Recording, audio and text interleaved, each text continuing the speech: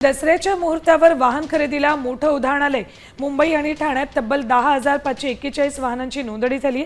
गेल्या वर्षीच्या तुलनेत यावर्षी विक्रीत 1,500 अधिक वाढ झाली। जीएसटी कपातीचा थेट परिणाम ग्राहकांच्या खिशावर दिसला। खरेदीकडे नागरिकांचा कल वाढला आहे।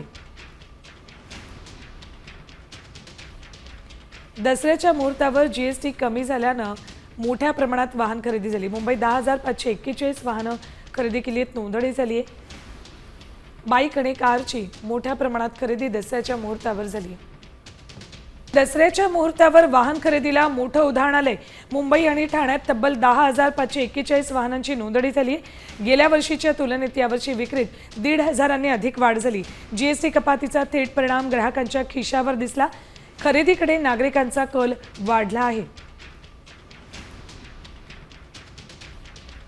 दसऱ्याच्या मुहूर्तावर जीएसटी कमी झाल्यानं मोठ्या प्रमाणात वाहन खरेदी झाली। मुंबईत 10,541 वाहनं खरेदी केली आहेत, नोंदणी झाली आहे।